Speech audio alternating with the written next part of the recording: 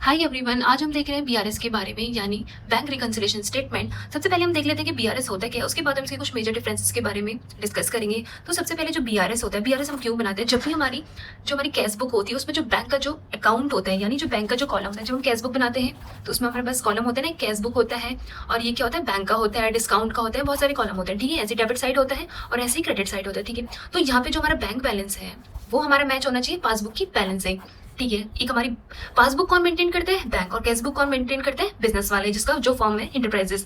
तो पासबुक का जो बैलेंस आ रहा है, जब वो कैश बुक के बैंक बैलेंस से मैच नहीं होता है तो हम क्या बनाते हैं? बीआरएस, यानी बैंक रिकंसिलिएशन स्टेटमेंट। जब हम इन दोनों को क्या करते हैं? वेरीफाइड करते हैं कि क्यों कैश बुक का जो बैंक बैलेंस है और पासबुक का बैलेंस है क्यों वेरीफाइड नहीं हो रहा है, कौन से एरर हमने करे हैं, क्या रेक्टिफाई करना पड़ेगा, ठीक है, किस वजह से ये रिकंसिल। तो रीजन, बीआरएस को बनाने का ही रीजन क्या है? जो डिफरेंसेस क्रिएट हो रहे हैं, वही डिफरेंसेस किस वजह से क्रिएट हो रही है, वही क्या करते हैं? बीआरएस का काम होता है उसको रेक्टिफाई करने का।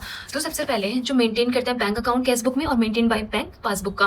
तो सबसे पहले जो हम क्वेश्चंस करते हैं तो उसमें देखते हैं balance as per cash book. तो हम देखते हैं बैलेंस अगर कैश बुक का है वो हमेशा इक्वल होना चाहिए बैलेंस एज पर पासबुक। हमने अभी देखा था, ठीक है। या तो इक्वल होना चाहिए या तो वो क्या होना चाहिए? अपोजिट होनी चाहिए। अगर बैंक का कैश बुक का बैलेंस अगर डेबिट में है तो कैश बुक का वो क्रेडिट में होना चाहिए। तो ऐसे ही इन पे क्या होते हैं? अपोजिट वाले डिफरेंस होने चाहिए। जैसे 5000 हमारा डेबिट में है तो यहाँ 5000 क्रेडिट में होना चाहिए, 10,000 यहाँ क्रेडिट में है तो 10,000 यहाँ डेबिट में होने चाहिए। तो ये डिफरेंसेस होने चाहिए जब हम कैश बुक को बैंक बैलेंस से मैच करेंगे।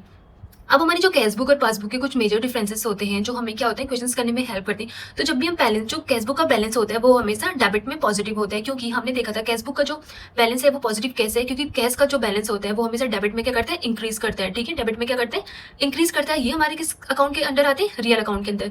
और जो पासबुक का बैलेंस है वो हमेशा पॉजिटिव किस में करेगा? क्रेडिट में। आपके पास आता है ना कि आपके पास 10,000 से क्रेडिट हो गया, 11,000 से क्रेडिट हो गया, 15,000 से क्रेडिट हो गया आपके पासबुक में, या आपको मैसेज आता है जब भी आपके बैलेंस, आपके जो आपको जो अकाउंट होता है उसमें कोई भी अगर पैसे डाल रहा है तो बैलेंस हमेशा क्या होता है? क्रेडिट होता है। तो ये फेवरेबल बैलेंस होते हैं और ये भी फेवरेबल बैलेंस होते हैं।